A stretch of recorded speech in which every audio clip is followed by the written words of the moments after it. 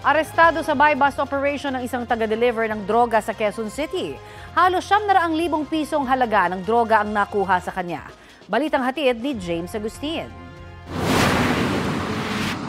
Nagabang sa bahaging ito ng Luzon Avenue sa Barangay Oud Balara, Quezon City ang lalaking target ng buy-bust operation ng pulisya.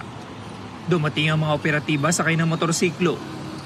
Ilang saglit pa nagkaabutan ng item at pera. Doon na nila inaresto ang 36 anyos sa sospek. Ayon sa pulisya, taga-deliver ng droga ang lalaki. Hindi pa tukoy ang pinaka-source ng droga na subject ng kanilang follow-up operation.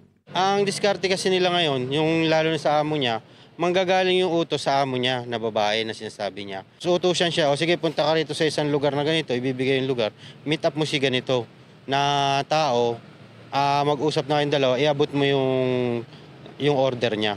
Nakuha mula sa sospek ang 125 gramo ng shabu na nagkakahalaga ng 850,000 pesos. Ang area of operation niya is madalas sa may Old Balara, sa Luzon, sa Kulyat, saka sa mga nearest barangay na rin dito sa Quezon City. Madalas niya mga parokyano, yung mga small time din natin na drug personalities sa mga area. Taong 2016 nang maaresto rin ng sospek sa Zamboanga City dahil sa kasong may kinalaman sa droga. Aminado siyang nadawit ulit ngayon sa iligal na gawain. Wala raw kasi siyang mapasukang trabaho. Dahil sa konting pangangailangan. Minsan nautusan, kumikita ng sa 3,000 ganyan. Maharap ang sospek sa reklamong paglabag sa Comprehensive Dangerous Drugs Act. James Agustin nagbabalita para sa GMA Integrated News.